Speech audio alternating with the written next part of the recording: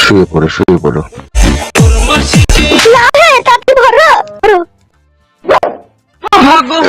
ঢুকেছে ভালো মাছ সাইড হয়ে গেছে, নিচে কাটা হয়, নিচে কাটা জাম হয়ে ধরে মারা।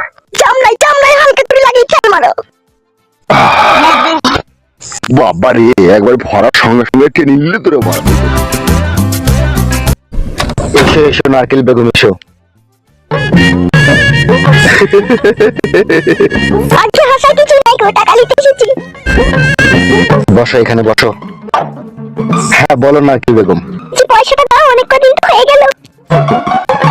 নারকেল বেগম তুমি সত্যি করে বলো তো, তুমি আমাকে ভালোবাসো না টাকাটাকে বেশি ভালোবাসো?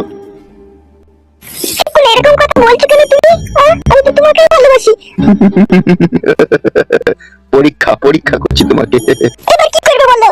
দেবো। 4 লাখ টাকা। শুধু এই টাকাই নিতে এসেছো? কেন আর কিছু দিবে নাকি? শুধু কি টাকা নিয়ে চলে গেলি হবে নারকেল বেগম? কাল রাত থেকে যে বাম্বুটা থারো হয়ে আছে সেটাকে ঘুম পাড়াবে কে? আমি আজকে ওয়াশ করতে দিতে পারবো না তোমাকে, মেন্স হইছে আমার। তাই নাকি? মেন্স হয়ে যেতে কি হয়েছে? মেন্স হলে কি করা হয় না নাকি? ওটা আমি কিছুটা জানি না, মনে হচ্ছে কিচ্ছু জানো না। মেন্স করে কইলি টাকা পাইতে চলে আসে। বাচ্চা হোক বাচ্চা হোক, বাচ্চা আমার একটা দরকার। বাচ্চা নিয়ে তুমি কি করবে?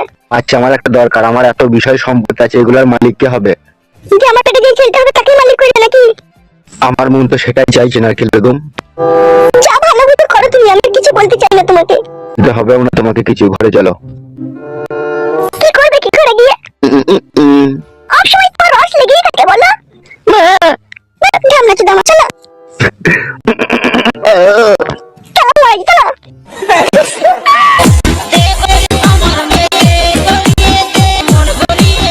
শুয়ে পড়ো শুয়ে পড়ো।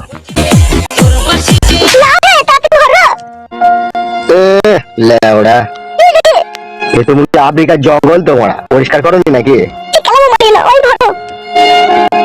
একটা 80-90 টাকা দিয়ে ক্রিম কিনে পরিষ্কার করতে পারো নি?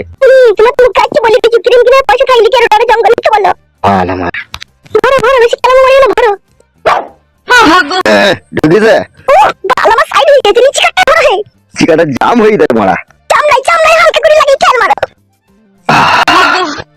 বাবা রে, একবার ভরার সঙ্গে সঙ্গে টেনে নিলে তোরে মারা ভেতর দিয়ে। দেখো না লড়াও। আমার মারা লড়াইতে ভালো লাগে না, ভয়রে বসে থাকতে আরাম লাগে আমার। লড়াই করবে না, বসে থাকো তাইলে। ওটা চিঙ্গু মুঙ্গু রে।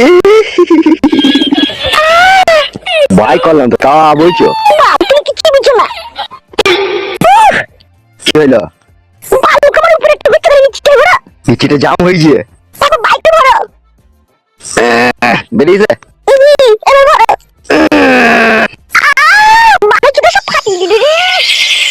কালকে রাতের ঘটনাটা শুনেছেন তো নান্টু বাবু? হ্যাঁ ওই হালকা পাতলা করে একটু শুনেছি। শুনে বাচ্চাটা মরে যাওয়াতে আমরা কিন্তু খুব খুশি হয়েছি। তাই নাকি? হ্যাঁ গো নান্টু বাবু, তো কথায় কথায় তো অনেক কথাই বলে ফেললাম, তো যে কথার জন্য তোমার কাছে এসেছিলাম। হ্যাঁ বলো কি বলবে? তোমার এই গাছে 2 পেঁপে দরকার ছিল আমার। কি ব্যাপার নান্টু বাবু, পেঁপের কথা শুনতে মুখটা আন্ডা কষের মতো ঝুলি গেল কেন? 6 পিস পেঁপে আমি রেখে দিয়েছি, 20 করবো বলি, ও পেঁপে দেওয়া যাবে না। কত আশা নিয়ে আপনার কাছে এলাম। আশা করলি কি সব আশা পূরণ হয়? অবশ্য হয় না। তাহলে বেশ ঠিক আছে নান্টু বাবু, তাহলে আমি আসি।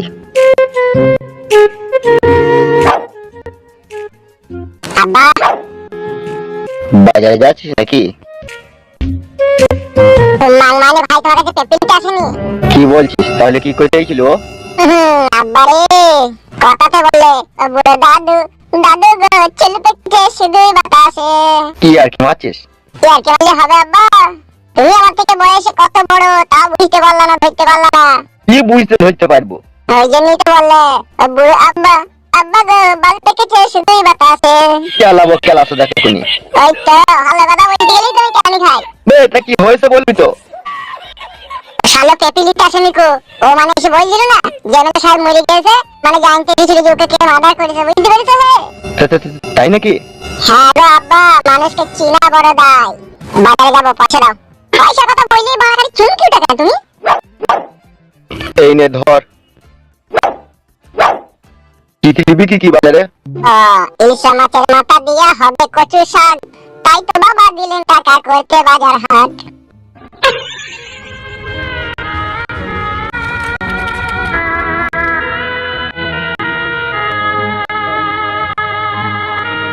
বৌদি আমি তোমার জন্য বাড়ি থেকে ভাত নিয়ে এলাম, ভাতটা খেয়ে নাও। তুই তো দিয়ে আমার কিছু গেছিল ভাই।